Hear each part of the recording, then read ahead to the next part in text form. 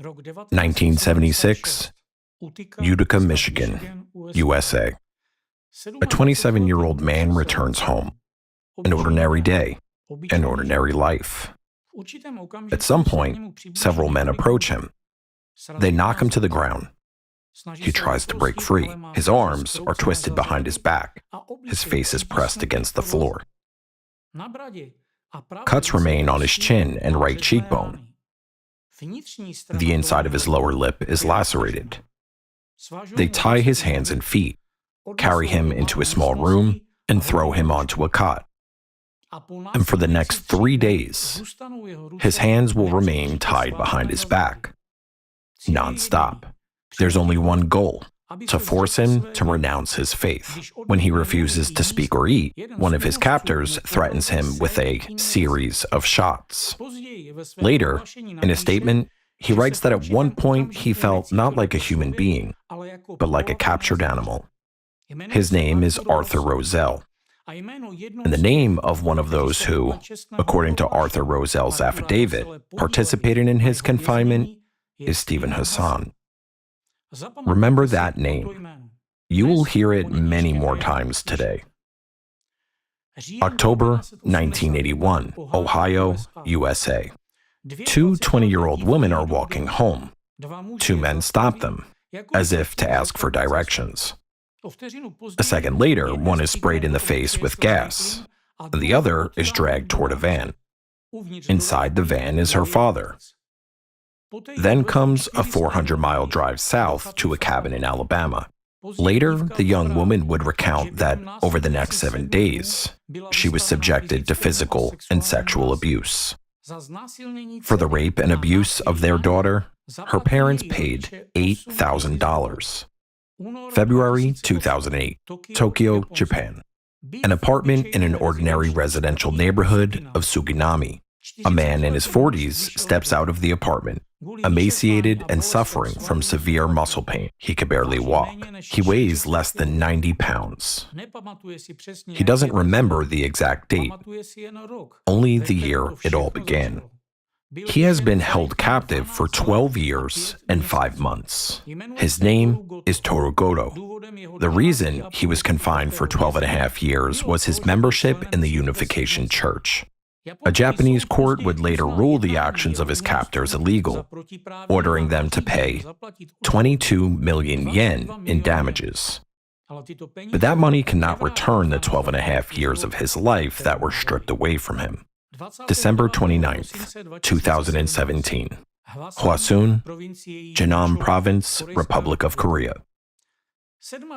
A 27-year-old woman, Ji-in-gu, gets into a car with her parents. They tell her they are going on a family vacation. Instead, she is taken to a remote recreational complex, tied up and gagged. Soon, she will die. An autopsy will establish a high probability of cardiopulmonary arrest caused by hypoxia, oxygen deprivation. Her parents will be held criminally responsible for her death. On January 28, 2018, more than 120,000 people would take to the streets in Seoul and other major cities across South Korea. They have a single demand: to ensure that what happened to Ji-in-gu never happens to anyone again. Different stories, different countries: the USA, Japan, South Korea. Different decades and different victims. At first glance, they seem to have nothing in common.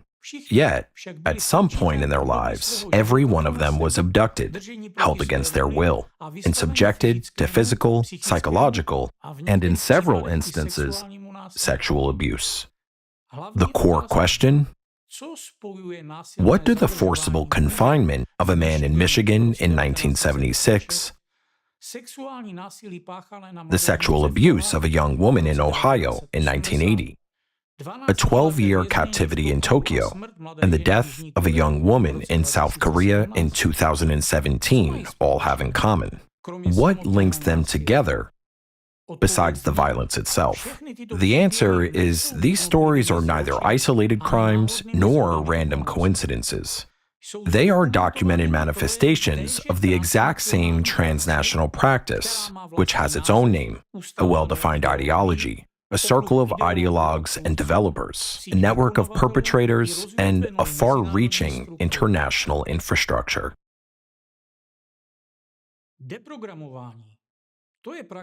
Deprogramming is a practice that emerged with anti-cult activity in the United States during the early 1970s. At its core, it involved coercing individuals through abduction, isolation, physical and psychological pressure, sleep deprivation, starvation, threats, and in several documented cases, sexual violence, to renounce their religious, ideological, political beliefs, which had been preemptively labeled as destructive. And here, if you recall our previous episode, we once again encounter a familiar pattern. In our previous video, we established several facts. First, the transnational anti-cult network, whose central figure, based on the facts, is Alexander Dvorkin, did not arise out of thin air. According to open source records, its ideological model was brought to Russia from the United States in the early 1990s. Second, Dvorkin himself publicly confirmed on a Russian broadcast that the American partner he apparently worked with was the Cult Awareness Network, or CAN. This is the very organization whose legal collapse came after a multi-million-dollar civil lawsuit filed by one of the victims. And third, Stephen Hassan is one of the key figures associated with the formation of anti-cult discourse in the West. The very same Stephen Hassan, whose name appears in Arthur Rosel's affidavit, the first of the 4 stories you have just heard. This raises some questions, which I will try and answer today. Who is Stephen Hassan in reality? Not the public image of a respected, undue influence expert that he builds for himself on TV channels, podcasts, lectures, and in his books, but the man whose name appears in court documents and the testimonies of victims of forced deprogramming.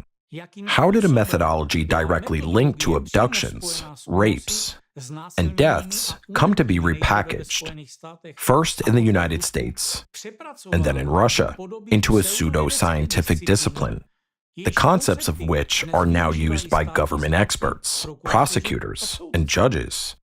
And most importantly, how did the chief ideologue, and later the architect of this system, a system whose early manifestations we just examined in those 4 stories, turn out to be a man whose own psychological profile, reconstructed by former FBI agent James Ressler in his book, matches that of a serial offender?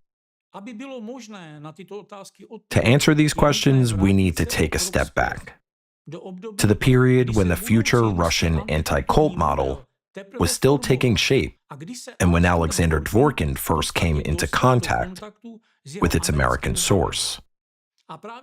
This is where James Ressler's observation becomes particularly vital. If we want to understand not just the later institutional form of this system, but its original methodological foundation, we must carefully examine the American period of Dvorkin's biography. It is no coincidence that in this book, The Serial Killer Against God, Ressler dedicates a separate chapter to this period. Its title alone holds the key to understanding the entire subsequent structure, deprogramming. This very chapter holds the key to understanding the structure of the modern transnational anti-cult network led by Alexander Dvorkin.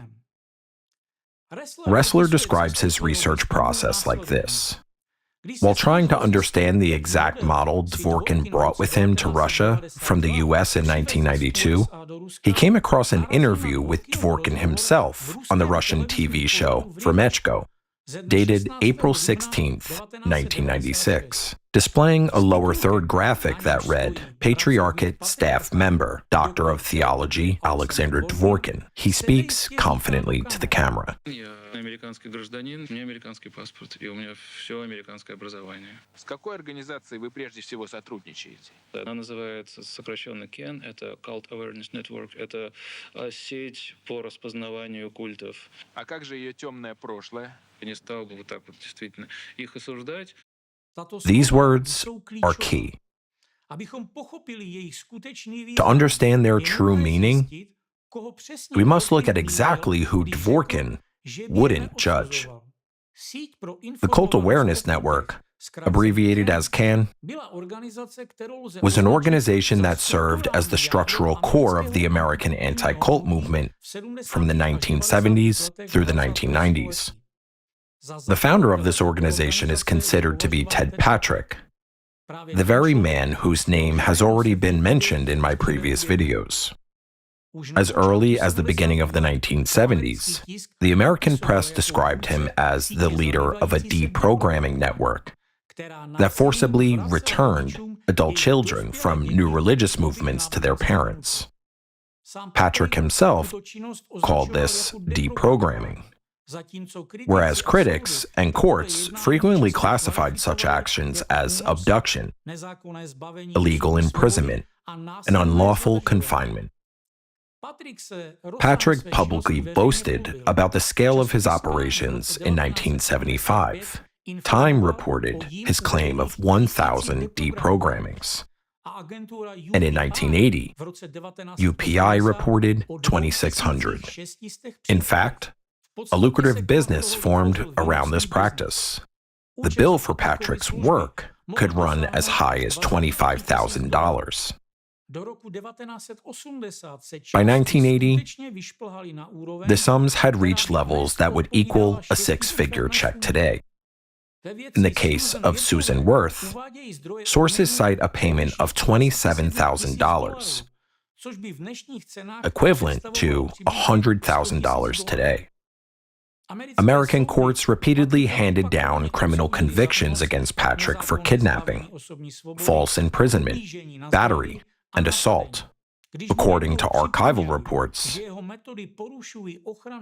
when he was once reminded that his methods violated First Amendment protections, he replied that freedom of religion, he said, was one of the biggest rackets the world has ever known. Remember that quote. We will come back to it. The same man is behind the second of the four stories with which we began this episode. The case of Stephanie Reithmiller in Cincinnati, October 1981. According to testimony and criminal trial records, the young woman was repeatedly raped for a week by one of the deprogrammers, while her own mother remained in the next room. Ted Patrick organized this operation. According to testimony from John Sweeney, the former executive director of the anti-cult organization CFF, many deprogrammers had sex with their victims and used drugs during the deprogrammings. This is the practice. This is the environment. And these are the people of whom Dvorkin said on live Russian television in 1996, I wouldn't judge them. It was around Ted Patrick and his followers in the 1970s that the organization emerged which, for decades, would remain the hub of this transnational abusive practice. As researchers' analysis shows, behind the seemingly neutral and academic-sounding name Cult Awareness Network, in fact lay a highly commercialized pressure mechanism, operating much like a racketeering scheme. This scheme could be described in several stages. Stage 1, using dossiers, publications, and the coordinated media dissemination of anti-cult rhetoric, can, along with a network of individuals who shared and promoted anti-cult narratives, work to build the image of the targeted group as a supposedly dangerous cult. This created an atmosphere of fear, distrust, and hostility in the public consciousness, laying the groundwork for subsequent discrimination, pressure, and aggression against the stigmatized group. By 1991, its lists included more than 200 religious organizations. Stage 2.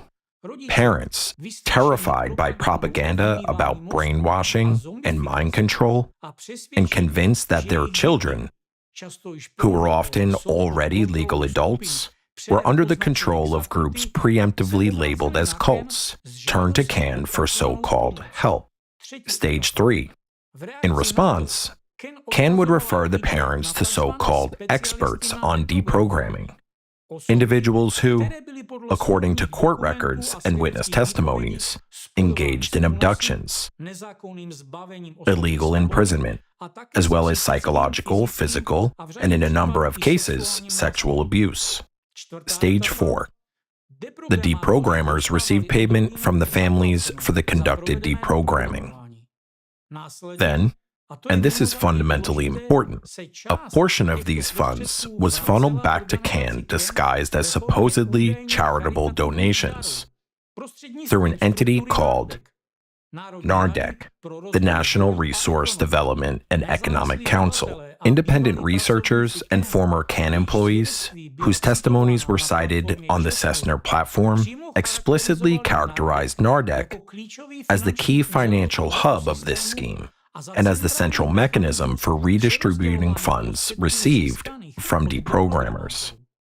In essence, this was a closed-loop system designed to monetize the suppression of fundamental human rights and freedoms, along with the psychological, physical, and sexual violence that came with it. The atmosphere of threat and danger generated by representatives of the growing American anti-cult infrastructure groomed new clients for CAN. Deprogrammers profited directly from the act of violent intervention, while CAN benefited financially by recouping a portion of those funds. The materials produced in the course of these practices triggered fresh waves of moral panic against the very groups the system had already branded as cults.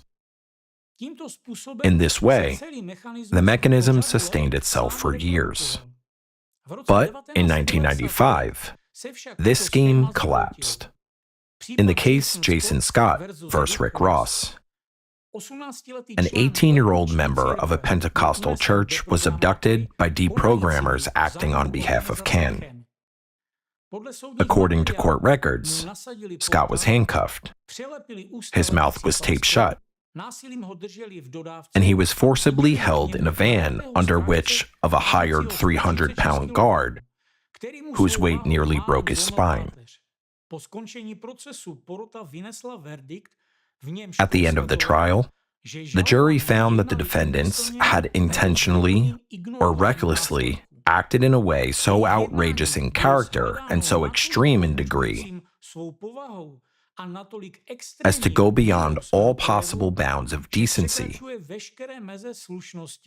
and to be regarded as atrocious and utterly intolerable in a civilized community. Based on this finding, the jury ordered the defendants to pay Scott $4,875,000 in damages. CAN was declared bankrupt and legally dissolved. This was no isolated incident, but rather the legal culmination of an operation deeply intertwined with the practice of forced deprogramming. To reiterate, it is that very organization that Alexander Dvorkin, in his Russian television appearance, openly admitted was his primary partner. From this environment, this methodology, and these coercive practices, the central figure of today's episode emerges. Today, Stephen Hassan is positioned in the international media landscape as a leading expert on cults, mind control, and undue influence. He is a frequent guest on CNN, Fox News, the BBC, The Oprah Winfrey Show, Larry King Live, The New York Times, The Washington Post, and USA Today. He describes himself as a former high-ranking member of the Unification Church, claims he became a cult leader in 3 months, presents himself as a Harvard Medical School instructor, and displays the Jerusalem Medal on his personal website, claiming it is an Israeli state award for outstanding merit. However, fact-checking reveals a highly inflated self-presentation, where isolated facts, roles, and biographical episodes are assembled into the most advantageous narrative possible. This constructs an image of an internationally recognized expert and moral authority that goes far beyond what can be strictly verified by institutional standards. Hassan himself describes his transformation into a so-called cult expert in highly dramatic terms. According to his own narrative, while a member of the Unification Church, he was involved in a car accident.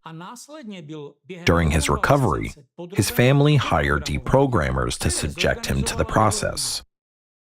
In his subsequent autobiographical accounts, he frames this specific episode as the decisive moment of enlightenment, after which he supposedly realized he had been under the destructive influence of a cult.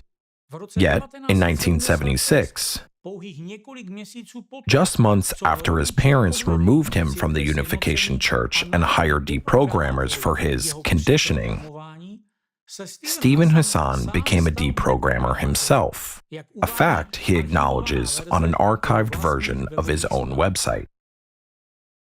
The truth is that I was involved in about a dozen deprogrammings of members of the Moon Cult in 1976 to 77. The first in the series of stories presented at the beginning of this episode is directly connected to it. Arthur Rosell is a 27-year-old member of the Unification Church. November 1976, Michigan. His affidavit, published on the Cessner platform, is a document in which Rosell testifies under oath that his hands and feet were tied. He was not allowed to sleep for 3 days. His hands had been tightly tied behind his back for the entire time. By the end of the 3rd day, his hands had swollen and were the color of a bruise. Professional deprogrammers Stephen Hassan and Ellen Lloyd then began working shifts to forcibly deprogram me away from my chosen religious beliefs. In response to his refusal to eat or communicate, Stephen Hassan threatened to inject me with a series of shots. It is also noteworthy that according to an archived version of Hassan's official website, he himself states, I acknowledge that I was involved with the Rosell deprogramming attempt in 1976. Rosell managed to escape at the end of the 2nd week. Yet his case is not unique. The following cases are documented under the exact same pattern. The case of Claire Kelly, December 1976, Peterborough, New Hampshire. Hassan acts as the chief deprogrammer. The victim was confined in a room with the door handles removed. There was around-the-clock security at the door, and she was deprived of privacy. The case of Lorne Sala, Freedom Magazine, as well as the media outlet Stand, report that 3 men forced their way into a motel room, physically threw the victim from the bed, and threatened to break her leg. After 9 days of imprisonment, when the attempts of the first team of deprogrammers had failed, Hassan was brought in to take over the attempt of faith-breaking. Publicly available sources also record information regarding attempts to suborn perjury. Arthur Rosell stated in an affidavit dated November 8, 1991, that Hassan pressured him to sign a pre-drafted affidavit that would refute Rosell's prior accusations against Hassan. According to published documents, he sent Arthur Rosell his book, Combating Cult Mind Control, a handwritten note pleading, I desperately need your help, a prepared false affidavit for signature, containing the demonstrably false statement that there was never any time that Mr. Hassan kidnapped me, beat me, sleep-deprived me, threatened to inject me with a series of shots, or treated me unkindly or inhumanely. Rosell refused. In a publicly posted statement, he articulated his position on the matter with absolute clarity. I feel that Stephen Hassan is guilty of subornation of perjury and for using the U.S. mails for an illegal purpose. I desire to have him criminally prosecuted by the appropriate authorities for these criminal acts. All of these episodes are important not merely as a collection of private allegations or isolated scandalous stories. Collectively, they demonstrate something far more significant. By the early 1990s, Stephen Hassan's name in open sources was already linked not to some abstract assistance to individuals, supposedly trapped in cults, but to the concrete practice of forced deprogramming, involving forcible confinement, psychological pressure, threats, physical and sexual abuse, torture, and subsequent attempts to distance himself from this past on a documentary level. It is for this reason that the subsequent events of the mid-1990s were clearly not just another reputational crisis for Hassan, but a moment when the entire model demanded urgent public reevaluation.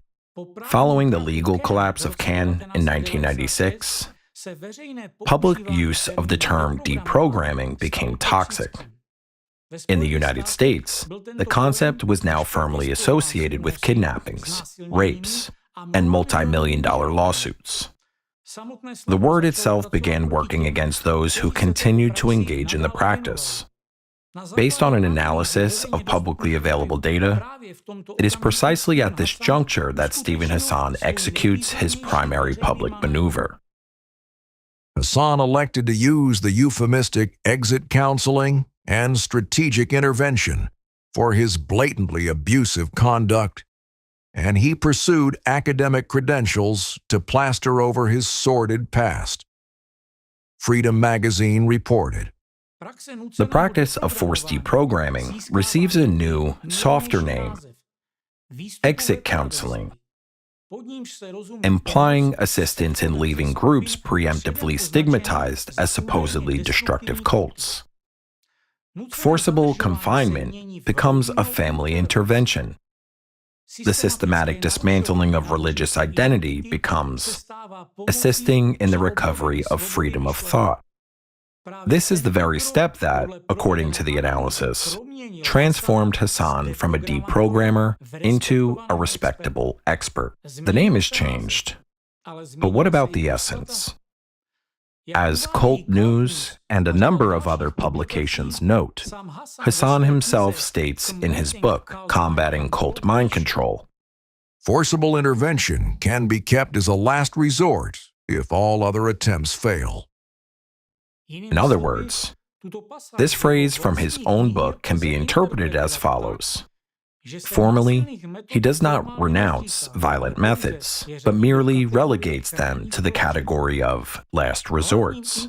According to the public data analysis, the primary branded intellectual product of the new post-deprogramming Hassan becomes the BITE model, which stands for behavior, information, thought, and emotional control. The Freedom of Mind organization, founded by Hassan, positions it as a system for identifying authoritarian mind control. Hassan himself, in his doctoral thesis, frames BITE as a scientifically substantiated method for evaluating exploitive control and undue influence. This model is presented as a scientific tool for identifying destructive cults, and is utilized today in FBI training materials, on resources associated with the U.S. Department of Justice, and within federal human trafficking countermeasure programs. However, independent analysis demonstrates the following.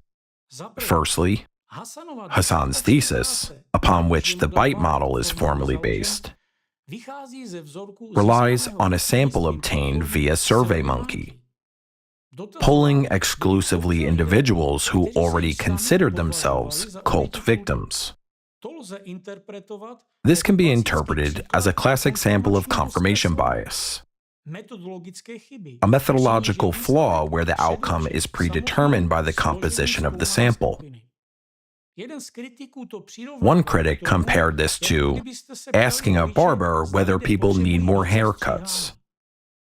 Secondly, the bite criteria are so broad that they can encompass virtually any structured organization: a corporation, a political party, a traditional religion, or a chain retail store. Hassan has publicly categorized the following as cults: the Church of Jesus Christ of Latter-day Saints, Seventh-day Adventist Church, supporters of Donald Trump, participants in the January 6, 2021 Capitol riot, anti-vaccine activists, the fitness boutique chain Soul Cycle, the British royal family in the context of the Meghan Markle situation. Reviewing Hassan's book, The Cult of Trump, the journal Publishers Weekly noted that Hassan's concept of cultic mind control is so promiscuous that virtually everything politicians normally do could qualify.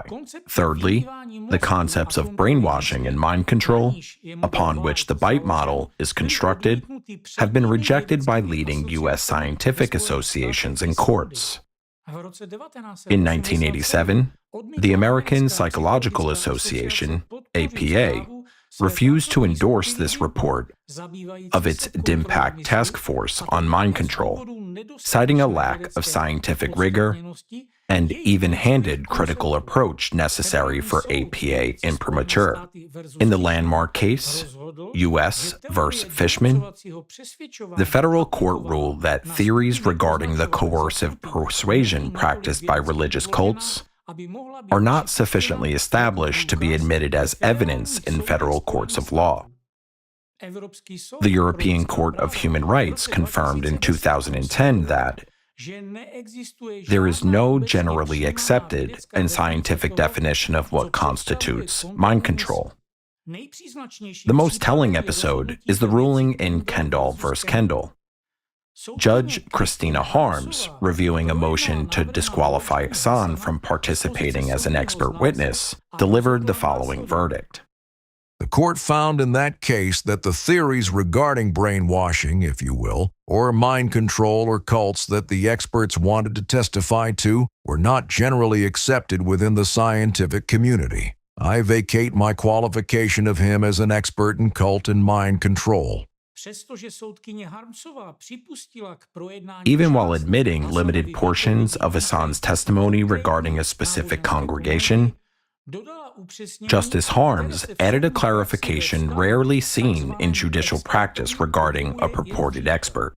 I will accord greater weight, far greater weight, to the testimony of the Boston Church of Christ members, and I intend to place little or no weight on Mr. Hassan's testimony. This judicial verdict is virtually never mentioned when Hassan is introduced as an expert on television. Yet, it is fundamental to understanding his entire career. Based on the analyzed materials, his public authority rests not on a model firmly rooted in academic psychology or judicial practice, but rather on his background as a participant in the anti-cult environment, and a conceptual framework built around brainwashing and mind control. Along with his public expert commentary, Hassan built a highly lucrative private practice. According to information published by Cult News, Hassan's standard rate was up to $500 per hour, or $5,000 per day. Following public criticism, this was reduced to starting at $250 per hour, or $2,500 per day. He charged $200 per hour for trial preparation and $1,500 per day for expert testimony. In April 2012, Hassan received an order to show cause from the Massachusetts Board of Registration of Allied Mental Health Professionals. The client had filed a complaint alleging that Hassan had depleted his savings and that the counseling sessions were traumatic, exhausting, and debilitating. The case was subsequently referred to the prosecution. Simultaneously, a breach of confidentiality was documented. Hassan had publicly posted a letter containing the names of 2 former clients on his website and social media networks. The licensing board classified this as unprofessional conduct that undermines public confidence in the integrity of the profession. The logic of this system becomes clear when one closely examines the mechanism embedded within the BITE model. Any resistance from a client is interpreted as the lingering influence of the cult, thereby justifying additional paid sessions.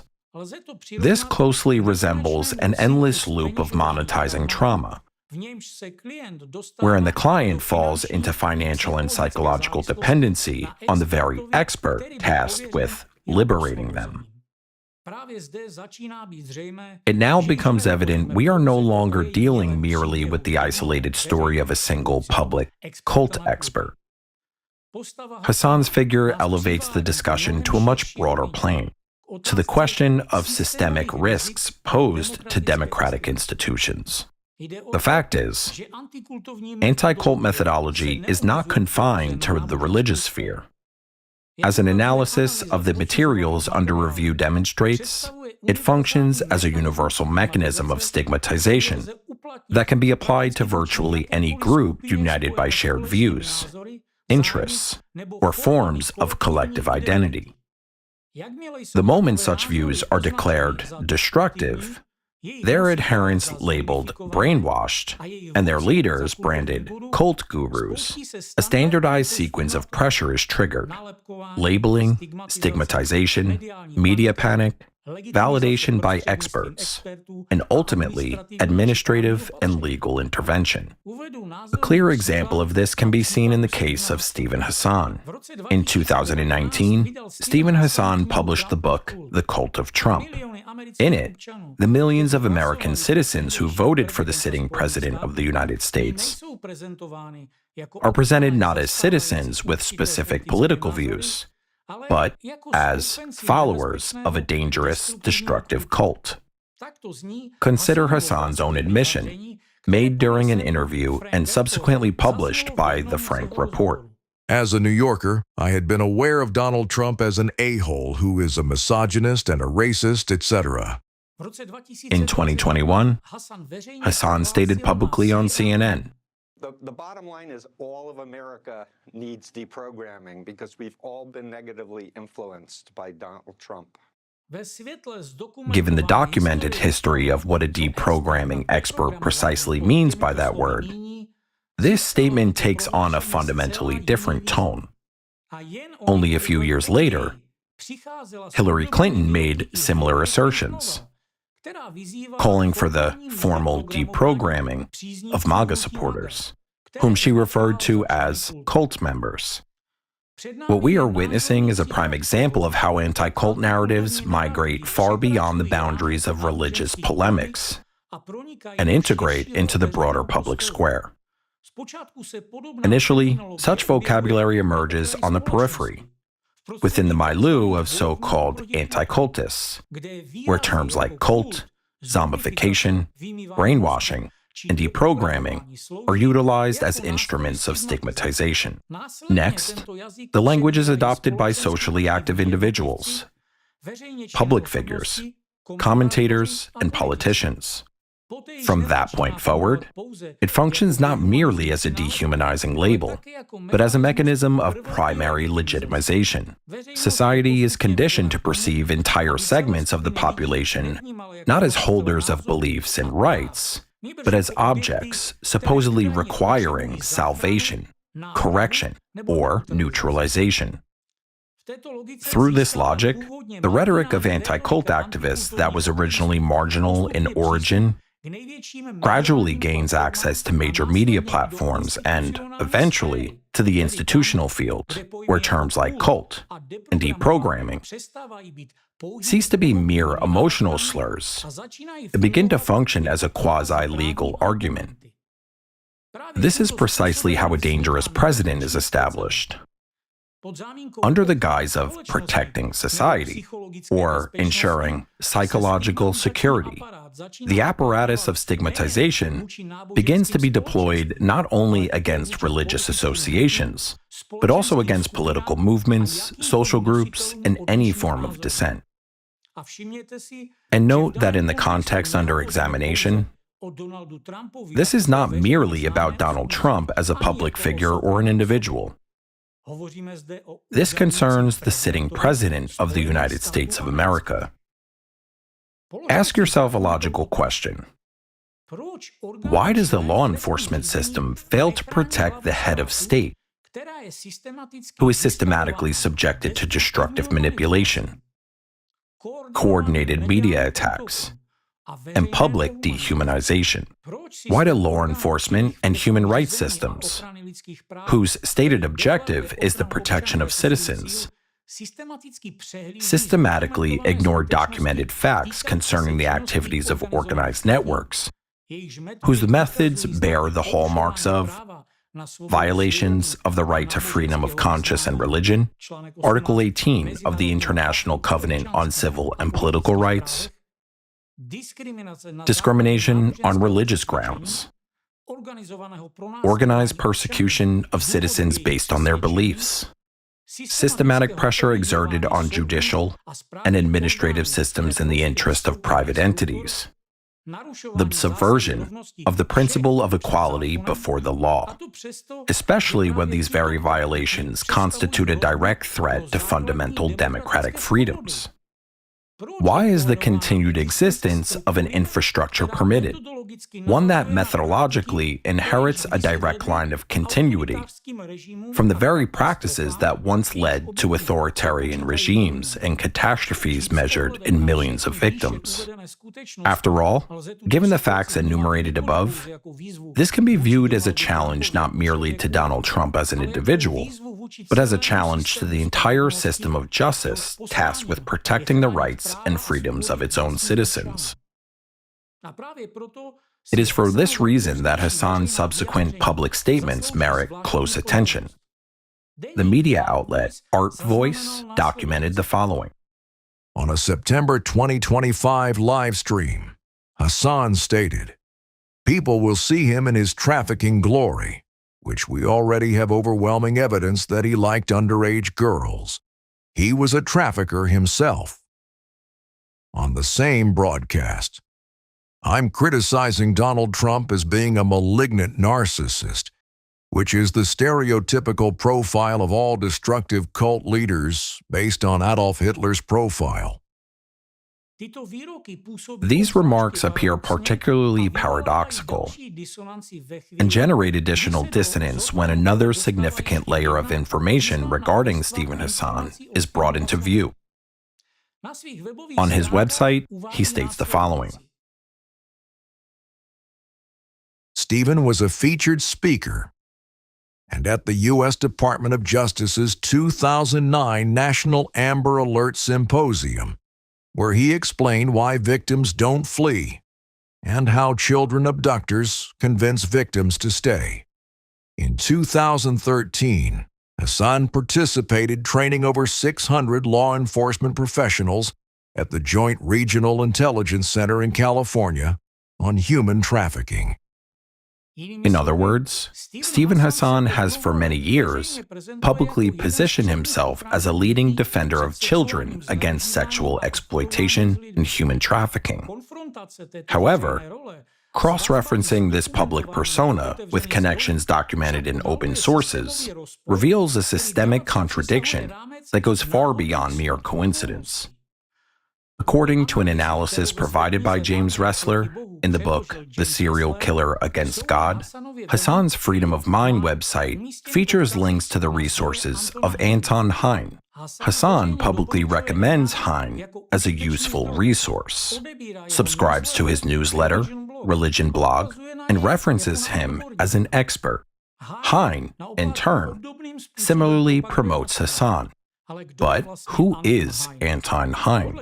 According to reports by Cult News and court documents from San Bernardino County, California, Anton Hein pled guilty in 1994 to a felony charge of lewd and lascivious acts with a minor, specifically his own 13-year-old niece. Criminal Court Minute Order Number 3, dated July 22, 1994. The guilty plea entered in open court, and the subsequent sentencing, order dated May 13, 1995, are all publicly accessible documents. After serving a portion of his sentence, Hein violated the terms of his parole and fled the United States for Amsterdam. A no-bail arrest warrant issued by the San Diego County Sheriff for his immediate apprehension remains active to this day.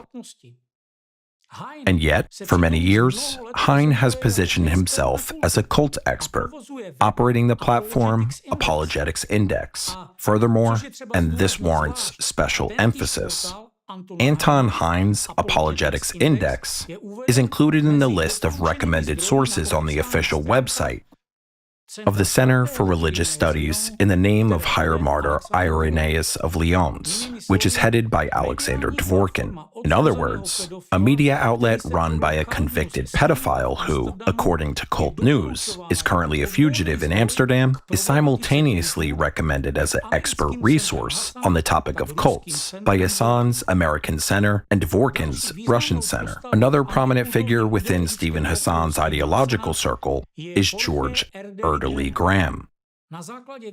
According to an investigation by Mexican journalist San Juana Martinez, detailed in her book, Children for Sale, and an extensive subsequent reporting, George Lee Graham established a network of approximately 40 orphanages in 2000. These facilities operated under the guise of a Christian charitable organization across Mexico. In 2008, following the escape of a teenager, Brenda Bernal Hernandez, from the Refugio de Amor, Refuge of Love, shelter, and her subsequent testimony, Mexican investigative authorities launched a probe.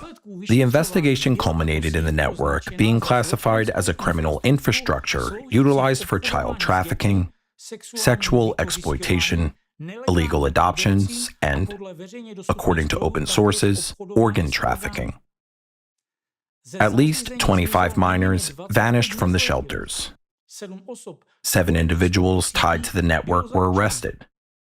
Lee Graham fled Mexico and remains an international fugitive. According to Mexican authorities, some of the children have still not been reunited with their families. The fact critical to this analysis is that prior to the public scandal, Lee Graham was not a peripheral figure in the anti-cult movement. He served on the board of advisors of the ICSA, the International Cultic Studies Association, an organization that formally unites the American anti-cult movement and maintains close ties to FECRIS and the Russian Razziers. This very organization became the successor to CAN. Lee Graham was invited as a speaker at the ICSA anti-cult conferences. According to the official conference handbook for the annual ICSA International Conference held on June 22nd through the 24th, 2006 in Denver, Colorado, both Stephen Hassan and George Lee Graham appeared as speakers at the same event. This means Hassan shared a platform with the organizer of a child trafficking network, treating him as a recognized peer expert. Once Lee Graham's name became linked to the disclosed criminal evidence, ICSA swiftly scrubbed all references to him from its websites and publications. A standard pattern within the anti-cult milieu regarding compromised figures. Despite the fact that early Graham reportedly fled to the United States and Canada, Western media outlets provided virtually no coverage of the story. Hassan, who positioned himself in the public square as a long-standing child advocate, has never publicly condemned his former anti-cult conference colleagues, who was implicated in child trafficking. In addition to these two individuals linked to the anti-cult network, sexual abuse, and child trafficking, it is important to identify a third figure. According to testimonies recorded in publicly available documentaries, Czech anti-cult activist Jakub Jal appears in sources connected to allegations of physical and sexual abuse of minor African children. Despite this, Stephen Hassan has publicly treated Jakub Jal as a competent figure in anti-cult discourse and has referenced him in his own materials. An analysis of open-source data also suggests that Charles University in Prague may have been the likely location where they met in person. In 2017, the International Academy of Law and Mental Health held its International Congress at Charles University. Stephen Hassan participated in this Congress, and Jakub Jal was a student at the university during the same period. According to materials from independent researchers published on the Act Files portal, Charles University is mentioned by some authors in connection with the activities of experts and institutions tied to the Czech anti-cult environment. Cross-referencing these three documented connections reveals a systemic pattern that cannot be dismissed as mere coincidence. Stephen Hassan, who publicly declares a fight against human trafficking, the protection of children from sexual exploitation, and a relentless opposition to destructive cults in practice, recommends and promotes on his own web resources the materials of a convicted pedophile fleeing American justice, shared a conference platform with the organizer of a child trafficking network, maintains ties with and publicly promotes an activist who, according to witness testimonies in documentary films, is linked to allegations of sexual abuse against minor African children. It is crucial to emphasize that the same pattern is evident on Alexander Dvorkin's side as well. His center, which is formally accredited by Russian state religious studies agencies, includes in its publicly available recommended resources a link to the website of Anton Hein, the same convicted pedophile who is also recommended by Hassan. Basically, what we are looking at is an operational roadmap of connections, documented in the public records of two central figures of the transnational anti-cult network, the American and the Russian. And from this map, a critical conclusion emerges. The criterion of danger that Hassan, Dvorkin, and their associated structures and individuals publicly apply to religious minorities, political opponents, and any undesirable groups does not apply to their own allies, even when those allies have been convicted for the sexual abuse of minors, or appear in cases involving child trafficking or violence against children. This can be interpreted as follows. The declared fight against destructive groups and the protection of children serve as a discriminatory tool directed against pre-selected targets. The very same criteria applied with the utmost severity to new religious movements, wellness communities, or supporters of specific political views, leading to their dehumanization, are entirely suspended for individuals who are useful to the operation of the anti-cult network itself. And it is this specific pattern that becomes fundamentally significant as we transition to the question of exactly how the expert status of such figures is deployed no longer in the religious arena, but in the political sphere. In light of the previously reported comments made by Stephen Hassan about Donald Trump, an observation arises that is now relevant to more than just him.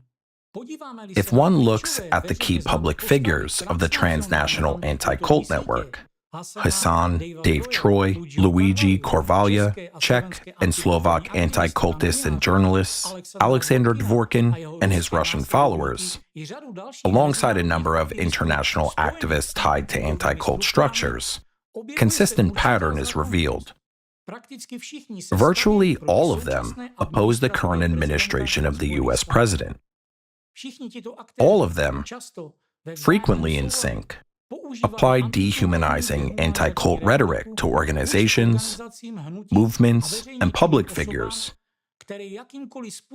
who in any way support the sitting U.S. president, Donald Trump. Furthermore, the groups they label as cults are simultaneously used as tools to incite societal hatred. The video game Far Cry 5, where anti-cult network representative Rick Ross served as a consultant, embedded into the minds of over 30 million players the image of a dangerous cult of conservative Americans, under the slogan, "Make Hope Great Again," an echo of Donald Trump's party slogan, MAGA, "Make America Great Again," whom players, according to the rules of the game, must physically eliminate to save the country. Hassan labeled the participants of the January 6, 2021 Capitol riot as tools of a violent cult, while concurrently marketing recovery services to them. In September 2025, Charlie Kirk, the founder of Turning Point USA, was murdered.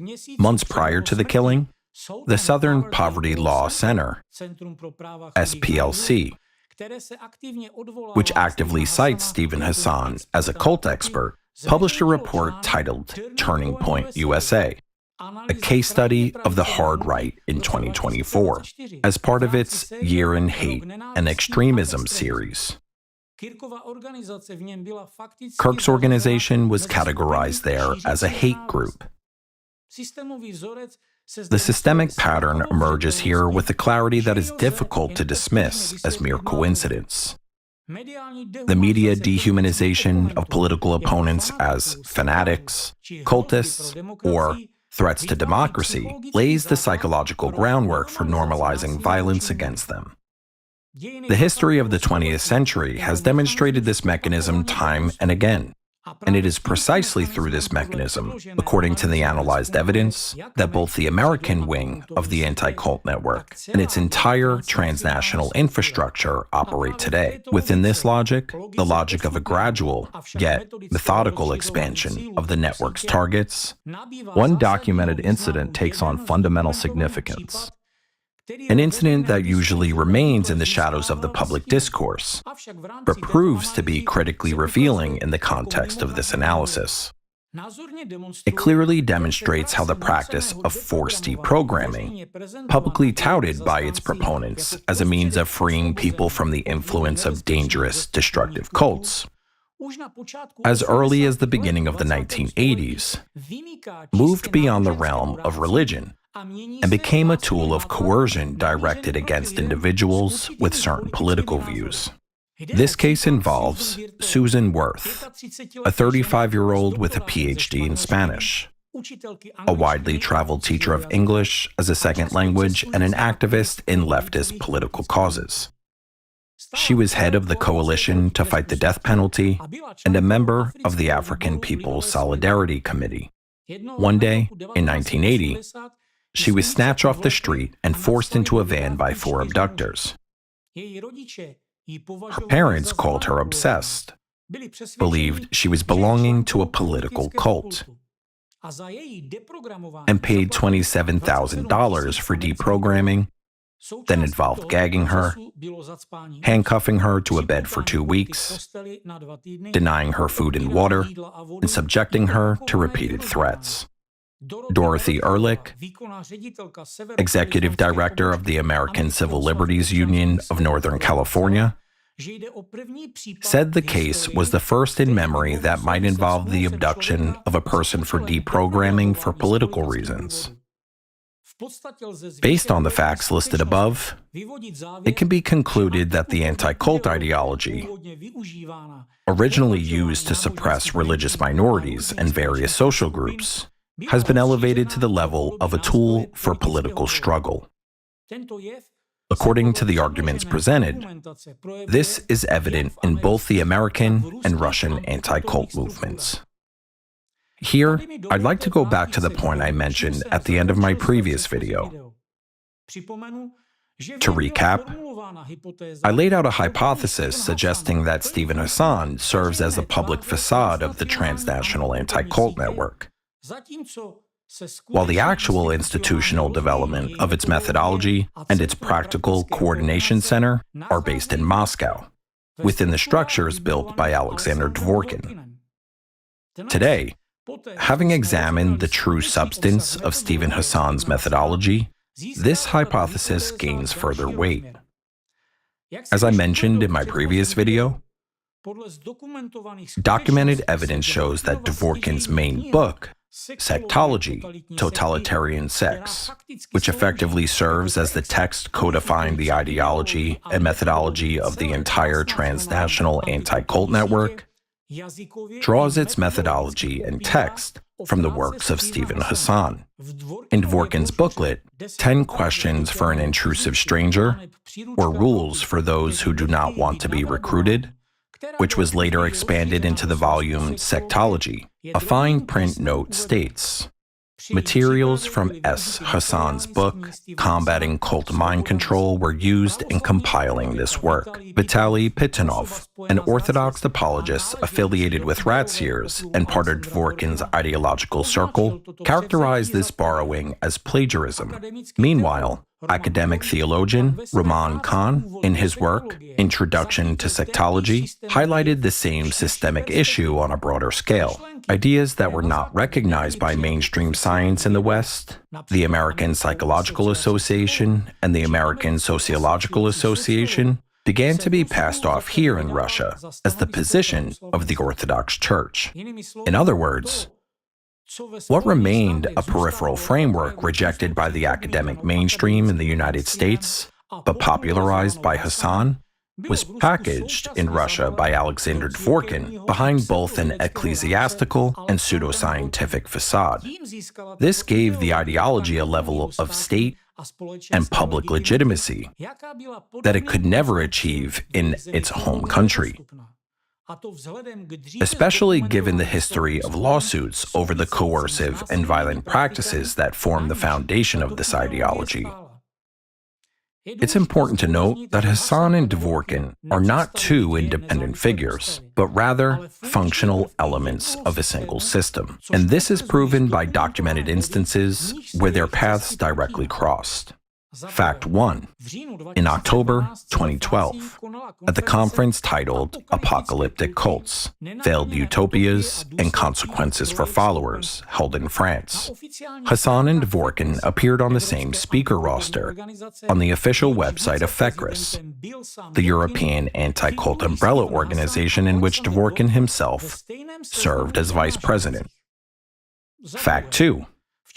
In June 2015, the international conference, Getting Clear, took place in Toronto. Alexander Dvorkin spoke at this event.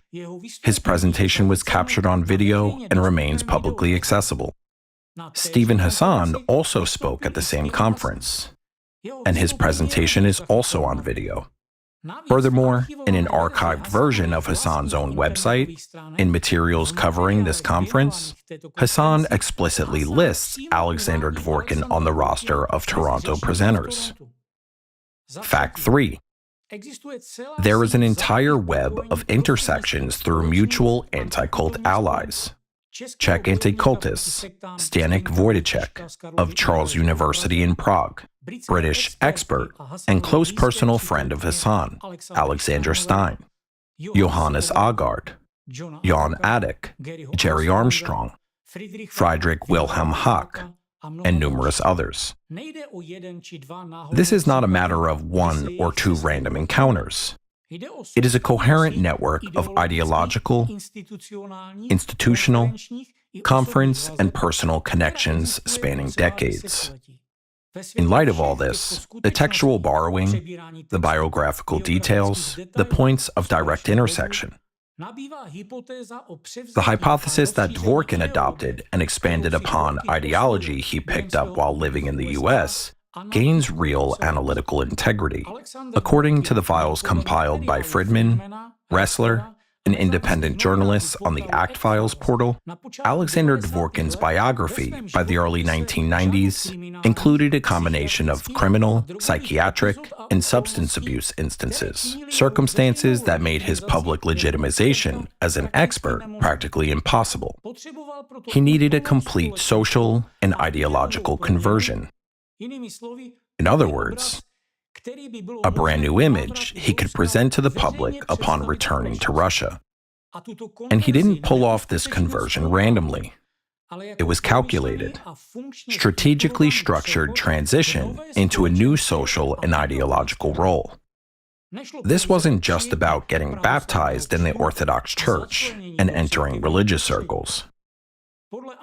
According to James Ressler's analysis, despite retaining an internal conflict with the very concept of God as a supreme transpersonal authority, Dvorkin carved out a specific ideological niche. In this niche, the anti-cult methodology of Stephen Hassan, imported from the United States, could be presented not as a foreign import, but as a natural extension of an already established and internationally recognized Western practice. At the same time, hidden behind this public persona were connections and lines of succession that, according to a number of analyzed sources, led back to circles linked to direct heirs of the 20th century authoritarian regimes, and played a role in the subsequent refinement and radicalization of this ideology. However, this aspect requires a separate, more detailed analysis.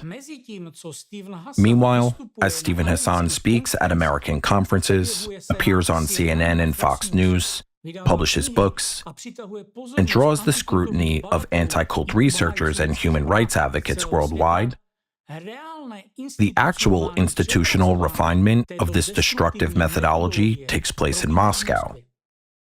Hassan remains merely the public brand of this network. Dvorkin, conversely, transforms it into a mechanism of systemic pressure, shattering lives, disrupting interfaith peace, and scaling this destructive anti-cult model to the level of state policy, before exporting the methodology from Russia to other countries, including democratic states in Europe. And now for the most crucial point.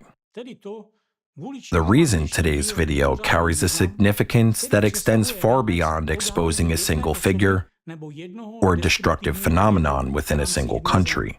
The transnational anti-cult network, as reconstructed through the totality of analyzed data, has never been a tool for protecting society. It's never been an academic discipline or a human rights endeavor, despite the public positioning of its representatives. Its actual function, documented over the course of decades and revealed through a comparative analysis of open sources, is a systematic seizure of institutional power by weaponizing the fear of cults. So, what is the underlying pattern here? First, anti-cult activists persistently seek integration into government structures. Dvorkin does so through the Expert Council on State Religious Evaluation under the Ministry of Justice of the Russian Federation, effectively securing one of the key roles in state religious evaluation. Hassan achieves this by embedding his pseudoscientific methodology into materials associated with the FBI, resources linked to the U.S. Department of Justice and the Department of State, and human trafficking counter-programs. Luigi Corvaglia, in Italy, demonstrates a similar, albeit more legislative, form of this same strategy, through connections with the anti-cult organizations, public speaking, and parliamentary appeals that echo his rhetoric, the anti-cult agenda is translated into the language of draft laws, criminal justice initiatives, and demands directed at the Ministry of Justice. This involves attempts to codify specific legal norms against groups that anti-cult structures have preemptively labeled as sects or destructive cults. Second, as demonstrated by an analysis of facts documented in open sources and human rights reports, this integration is not used to protect society. Instead, it is used to push legislation that restricts people's rights and freedoms. In Russia, this takes the form of the continuous tightening of anti-extremist laws, which in practice is applied primarily against religious minorities. Jehovah's Witnesses, whose 2017 ban affected around 170,000 believers, the Church of Scientology, several Protestant communities, Islamic organizations, and others. Third, according to reports by the U.S. Commission on International Religious Freedom, the UN Special Rapporteur on Freedom of Religion or Belief, and materials from Forum 18, Human Rights Without Frontiers, and other independent human rights organizations, Russia today ranks among the countries with the most widespread documented violations of freedom of conscience in the world. Thousands of criminal cases, home raids, property confiscations, deprivations of parental rights, and actual prison sentences, all for belonging to religious or secular organizations and groups that haven't violated a single law, save for the anti-cult constructs developed by Alexander Dvorkin himself. Fourth, what has been tested and scaled up in Russia over the past 30 years is now being exported to other countries. And this extends beyond religion.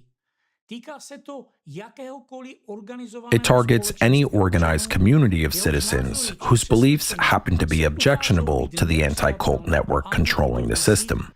It applies to political parties, movements, communities, educational projects, civic initiatives, and individuals. A logic where dehumanizing label precedes the evidence, and where any behavior by the target is interpreted as confirmation of their guilt, has no inherent constraints. In other words, once this kind of logic is permitted, it can be applied to anything.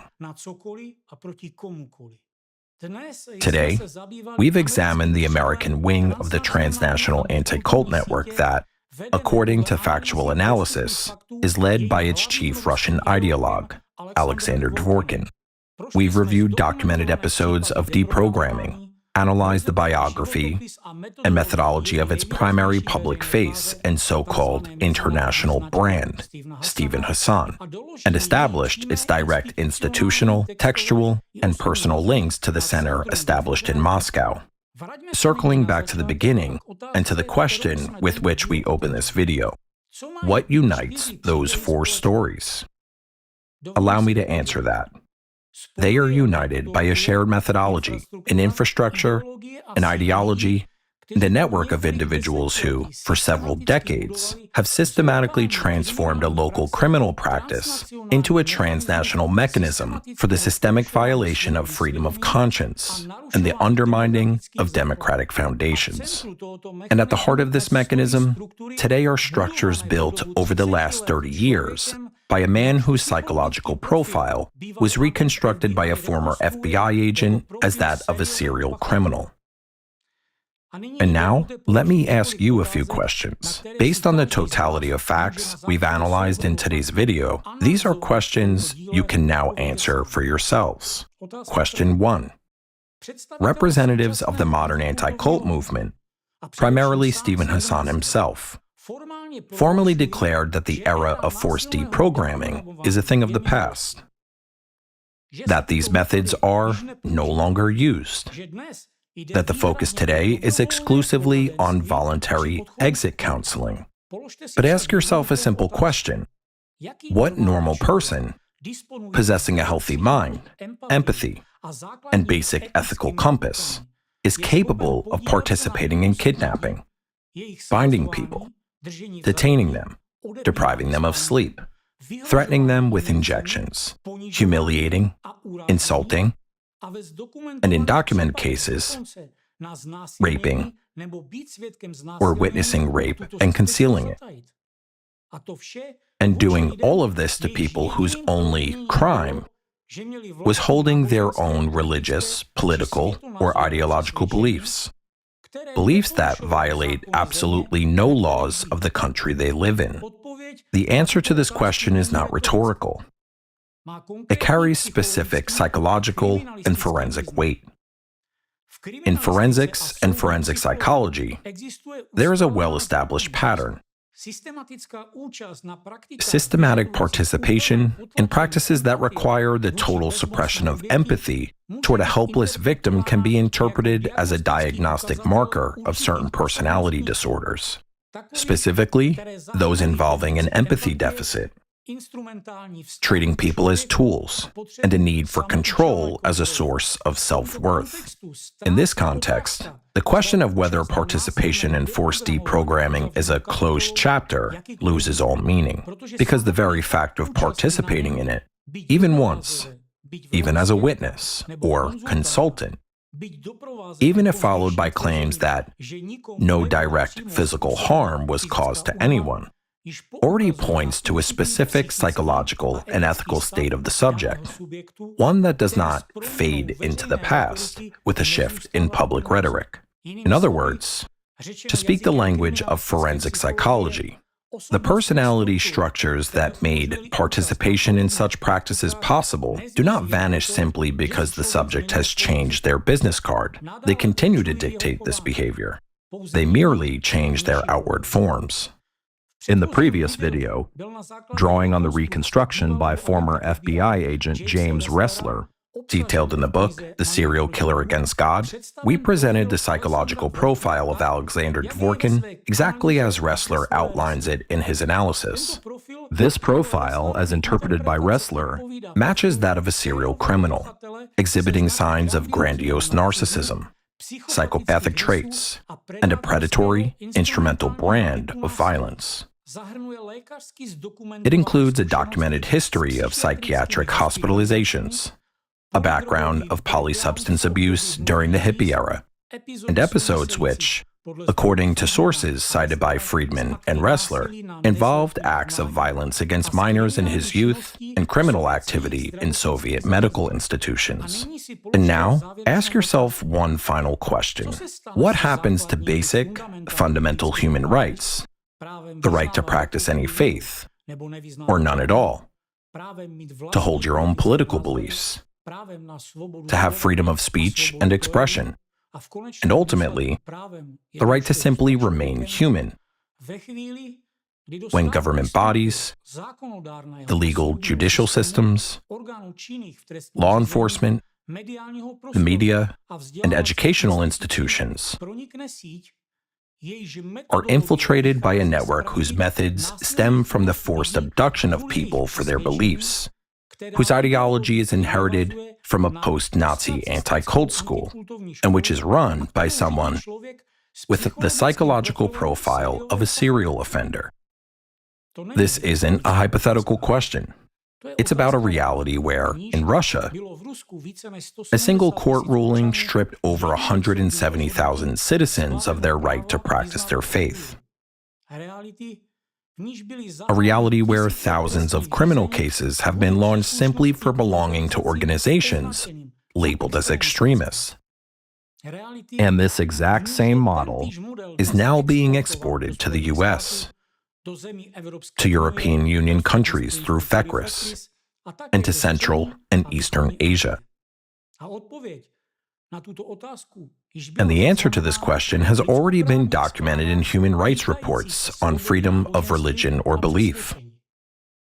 It's simply this. The moment a network like this reaches a critical mass of influence, basic human rights cease to exist as a legal reality. Sure, they might still be written in constitutions, conventions, and declarations, but in practice, they've been abolished. And this isn't some far-off threat. It's happening right now to hundreds of thousands of people. Today, we looked at the American wing of the anti-cult network, its public facade, its main player, and its methodological and financial machinery. But the full picture, the one that explains why this exact methodology has been so effective, why it adapts so successfully to different political regimes, and why it worked just as well in the Third Reich, in post-Soviet Russia, and now in modern democracies, only becomes clear when we dig into its historical roots. This is where I need to pause, because what comes to light when analyzing the history of this methodology deserves much more than a few minutes at the end of today's video. It deserves its own dedicated, fact-based breakdown. For now, let me leave you with a few questions that we'll explore together in the next video. Did you know that the prototype of the organization that systematically compiled lists of dangerous sects wasn't created in the US during the 1970s, or in Russia during the 1990s, but back in 1921 in Germany? Did you know that in 1933, these lists found a new, highly interested client? A specific agency, whose name most people today prefer not to say out loud. Did you know that the man who led the post-war revival of this exact methodology in Europe, 3 decades after the Nuremberg trials, was, based on available facts, the successor to the chief Nazi anti-cult ideologue? And that it was through him that this direct lineage eventually reached the person who passed it on to Alexander Dvorkin. And here is the most uncomfortable question. Did you know that in the University of California's academic archives, this alleged discipline of the Nazi ideologue and Stephen Hassan, whom we talked about today, are listed under the exact same category of files linked to the former American Anti-Cult Coordination Center, CAN? These aren't rhetorical questions. They are proven, documented facts that we'll break down in detail in our next episode. We'll look at archival files, historical studies, structural comparisons of these methods, and trace a clear line of direct mentorship and practical continuity spanning 7 decades. We'll have a full breakdown in the next episode. The history of how a methodology that literally grew out of a collaboration with the Gestapo made its way through 7 decades into modern Russian courtrooms, European sect filters, and US federal programs. A history that today's anti-cult discourse prefers to ignore. A history we must understand, as this is our only true defense against its repetition. And before saying goodbye, I'd like to ask you one more seemingly simple question. Given everything you've heard in this video today, and considering the sheer volume of facts, evidence of crimes, archival documents, and documented fallout, why do you think this issue hasn't sparked a broader public, expert, or institutional debate that matches the gravity of these findings?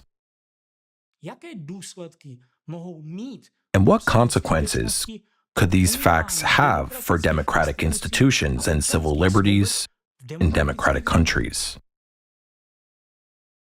See you then.